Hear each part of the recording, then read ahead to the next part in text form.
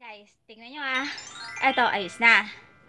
Pero, pak! Pati yung gitna. Kasi dapat yung itim na to, lagay ko siya dito. Para doon kay papatong yung laptop. Tapos itong cooler, ay laptop ng kapatid ko nasa ibabaw. Hindi pa kami pwede magtapon ng kahon kasi nandoon yung mga warranty nakalagay sa kahon eh. Ano ba yan? Oh. Tapos yung lamesang dilaw, hindi pa pumupunta yung tito ko para makuha na. Dami oh. Oh, pak, ang kalat. Tapos ito, nagulo yan lalo eh. Tapos nandiyan pa yung poly packet ko. Diba? Oh. Yung ano, comforter nandiyan. Tapos yung hairband. Hairband dito, belt. Yan. Doong ano pa ako niyan, college. Kasi maigsi buhok ko noon hanggang dito. Yung maigsi, papahaba yung dito. Tapos naka-hairband ako. Kapag recitation kasi, bawal yung nakatakip yung buhok mo sa mukha mo kasi ikaw ang unang tatawagin sa recitation. Ayun, ganun yung tactic ako pag ayaw kong matawag sa recitation. O kaya parang, kunyari malalaglag yung ballpen ko, dadamputin ko, yun. Ganun yung mga tactic ako. So yan, at ganito yung mga bala kong maging motif ng gamit namin. Yung parang mga kawayan na ganito. Ang bili ko dito sa Isitan, 40 pesos. Tapos yung lagayan ng tissue, 35 pesos. Sa bangketa lang yan, guys. So, hindi ko alam kung nandoon pa yung manong. And hello sa aking mga damit. Lahat yan malinis. Tsaka ito, lahat yan. Yun. Kasi dapat itong green. Ayan. Kailangan ko talagang cabinet ganito kalaki, oh. Ayan yung cabinet nung kapitbahay namin. Aray. Ito lang pangit dito eh, nakakasakal. So ayan, ayos-ayos tayo. Tapos hindi na pala ako gagawa ng recycle kasi ayun, baka ngat-ngatin lang.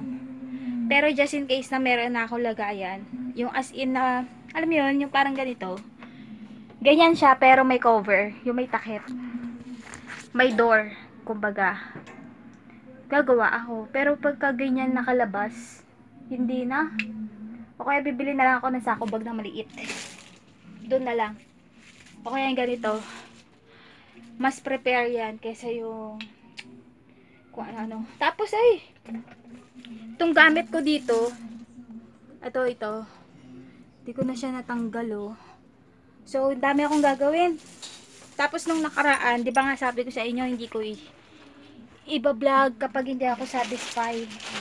So, ayun. Hindi ako satisfied eh. Dumami yung bag sa harapan ko.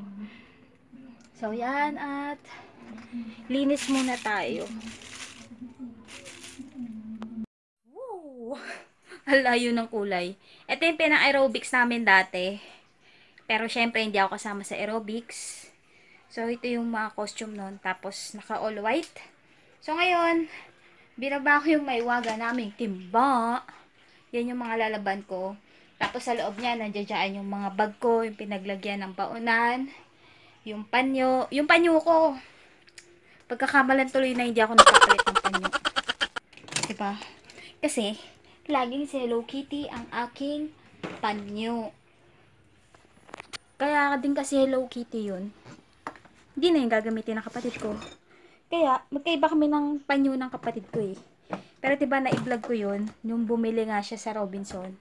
Nung nag-sale. Gusto niya kasi maliit lang. Yung parang karuso. Pero bimpo pa rin. Ay, ayun. So yun. Tapos, pineapple. Ayoko yan eh. Gumawa silang pineapple shake. Yun na. Kain muna ako bago ko maglaba. Laba dami labango. So inaayos ko muna yung kwarto para meron akong lugaran kung saan ako magpipilm. Tapos guys, sa mga vlogger na as in boom boom pao yung channel. Sa Divisoria, ang daming tela doon. Ay, dalawa. Ano to? Baliw. Dalawa yung nalabas kong tubig. Yun nga, tutuloy ko na yung daldal ko ha, habang nagbabalik ako nitong tubig. 25 isang yarda.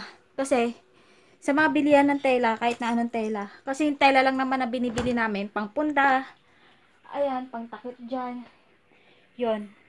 Tapos, doon lang kayo sa may Ilaya. Yung isang hilera nun, guys. Pak na.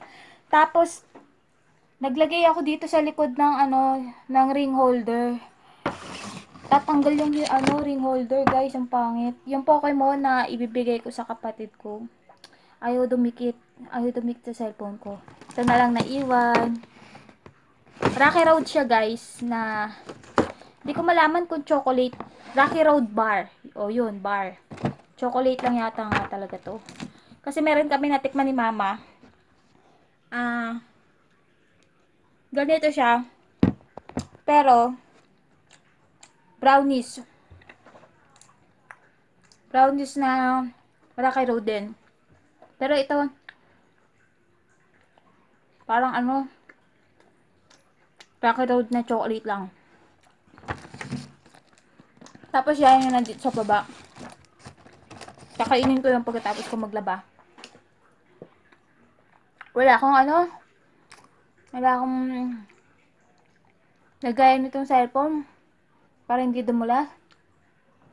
Tapos yung isa naman, yung isang cellphone, inano ko na, chinarge ko na para just in case magkapag ko ng challenge.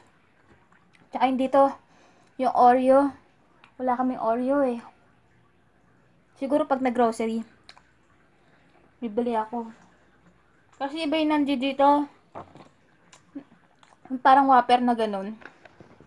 Ayan, dumudulas. So yun guys, kain lang ako. Laba. Tapos itong cellphone, lalagay ko siya dun. Kasama ko siya sa banyo kasi manonood ako ng vlog.